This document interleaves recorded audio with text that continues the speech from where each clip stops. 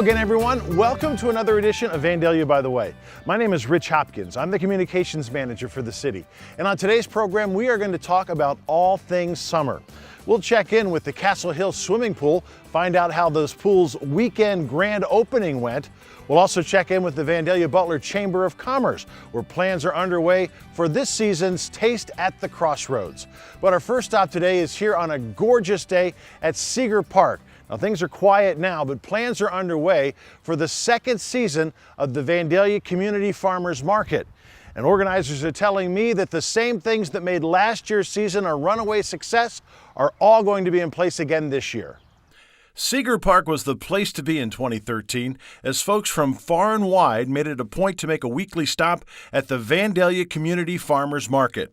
Market manager Brenda Rex. For it being the first year for the farmers market here in Vandalia, it was just overwhelming, the support we received from the community and just the number of really good quality vendors we had at the market. The market succeeded last year for a number of reasons. Rex said one element that served to help kick it up a notch was the live entertainment. The big differentiator is that we have entertainment every week, and the vendors loved it, the community loved it. And I loved the markets when the weather was wonderful and people would come out, buy produce, buy items from our other vendors, grab dinner at the food trucks, and then sit around the park and enjoy the entertainment. That's really what we're striving for with this market, is to make it a weekly community event. The vendors that set up shop at the farmers market were also a big key to the market's success. I'm very fortunate this year. Where we stand today, we have 27 vendors that have applied to be vendors this year. And of the vendors we had last year, well over 90% returned. And I think that that's a vote of confidence that this is a good market, that vendors want to come and sell their produce.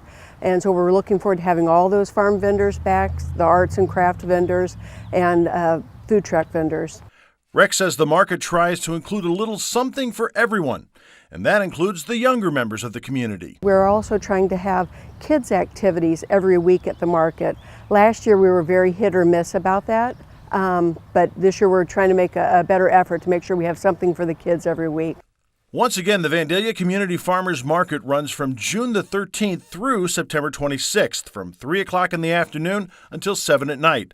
And that includes Friday, July the 4th, when a very special musical event is in the works. Now, there are 3 food truck rallies planned. Those will be held on June 20th, August 8th, and September 26th.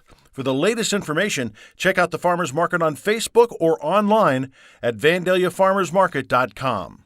And while the farmers market moves along in its second year of operation, one local business is looking to open its doors for the very first time this month. Assistant City Manager Greg Shackelford says by the end of June, Longhorn Steakhouse should be open for business. They're looking to try to open June 21st was the latest information they gave us, and as you can see, they have really taken off with the project now that they've got past a lot of that cold weather that really kind of delayed things. They're accepting applications online, looking to probably hire initially 30 to 40 folks, and then maybe in the next few years they could be up over 50. So very exciting. The steakhouse is on Miller Lane. Shackelford says it's a segment of Miller Lane that is prime for development. We don't have anything concrete yet, but this is certainly going to be an anchor for this site to get things going even further. In other economic development news, we are inching closer to a final announcement on Project Lakota. That's a large-scale business venture considering Vandalia as its new location. Really another logistics opportunity for a company that's going to provide a lot of storage for a product. It's a consumable product, I can tell you that. And it looks as though from the standpoint of where they want to be location-wise, I think it's really based on some other development that's gone on very close in that region. The latest on Lakota is that the company is in the final stages of making a decision. We're negotiating heavily right now with that. I know it's a very, very competitive opportunity, and we got really, I think, where we need to be from a price perspective, and we're just going to try to deliver all the different facets now from a resource perspective, and I'm trying to hopefully set up a meeting in the very near future. Maybe by the time this airs, I'll have done that and have some more information at the next time we talk. The countywide organization that distributes the economic development grants through the EDGE program, meanwhile, has made its final decisions for the spring 2014 grant cycle. And there was good news for a pair of Vandalia companies. We got two approvals. They were deals that, not the biggest deals that we've had in the last few years, but certainly important to the companies. Manufactured Assemblies Corp, MAC, which is located out of Stone Quarry, our first company out there. We got a $50,000 EDGE grant approved for them to help them support their expansion project that they've already started. I think they're actually pretty close now to completing 14,000 square feet, which will help them to hire another 35 employees in the next 3 years. So very exciting for MAC.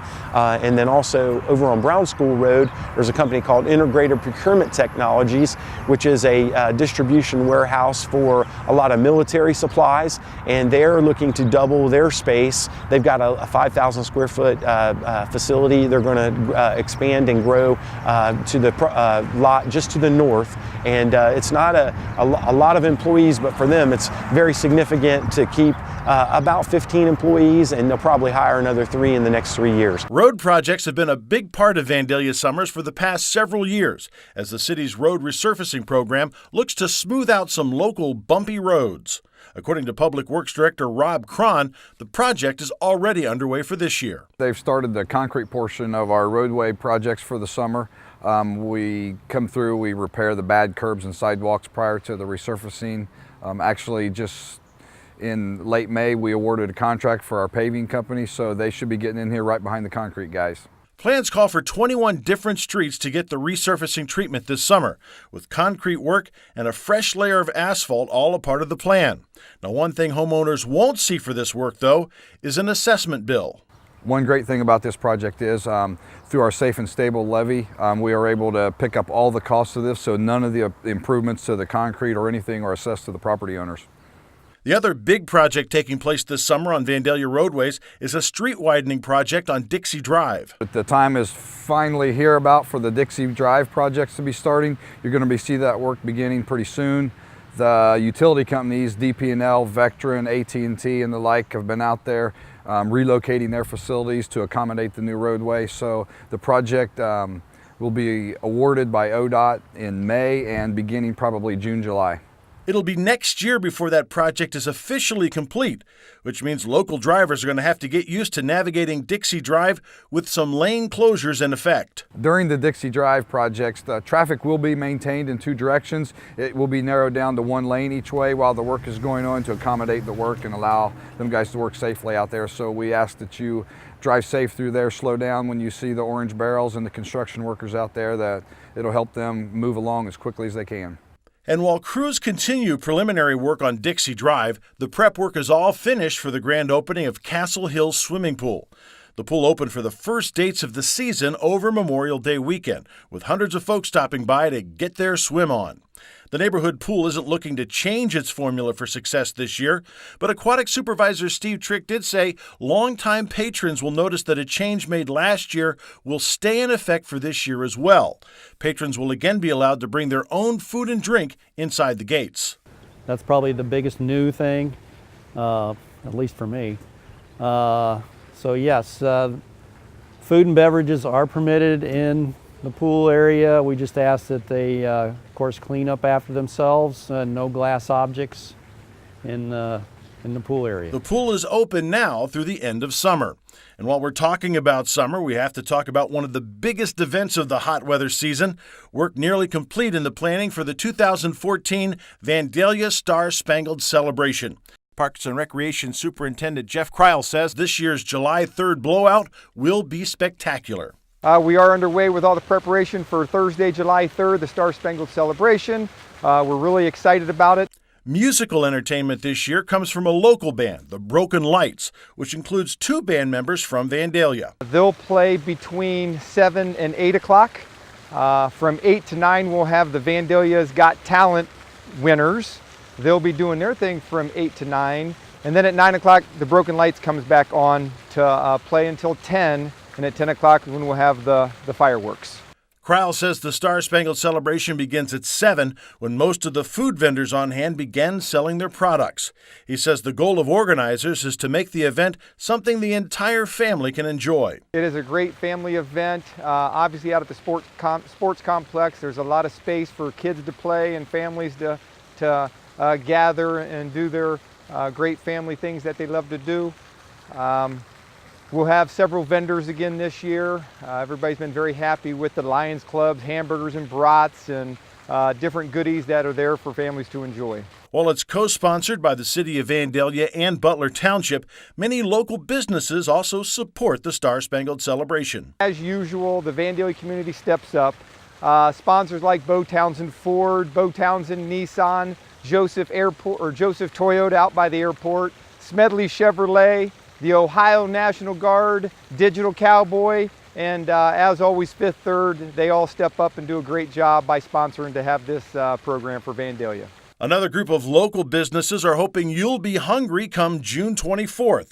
That's the date for the 2014 Taste at the Crossroads, an annual tasting event that gives attendees a chance to sample some of the best that local restaurants and caterers have to offer. The Taste at the Crossroads, June 24th, from 5 to 8:30 p.m. over at the sports complex out behind the Vandalia Rec Center.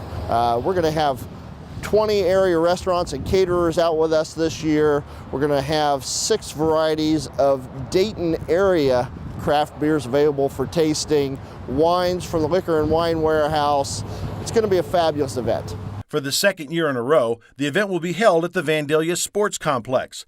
Chamber Director Will Roberts says the event has been in a number of different locations through the years, but may have found a permanent home in this new location. We've got facilities with electric and water, restrooms right on site that makes that convenience for not only our guests coming in to partake of the taste, but for our restaurants and caterers as they're setting up. The conveniences are great. Parking is awesome. We'll never run out of parking and we'll never run out of space. We could grow this to 100 restaurants and catering companies and we would be able to cover everyone's needs. If the thought of sampling from a wide array of restaurants and caterers appeals to you, you should save some money and buy your tickets early. Tickets are really easy to get. You just come here to the Vandalia Butler Chamber of Commerce office.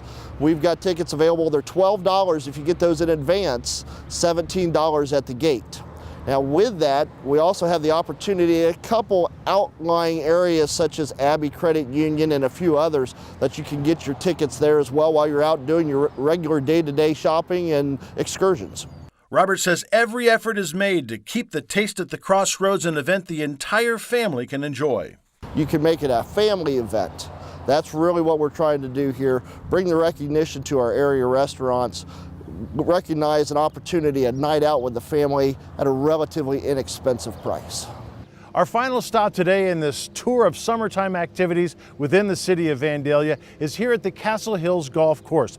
Now this is a championship link style course, and as you can see behind me, folks are already utilizing this amenity here in the city of Vandalia. If you want to find out more about the Cassel Hills Golf Course and the majestic holes that you can play here, check out their website, casselhills.com.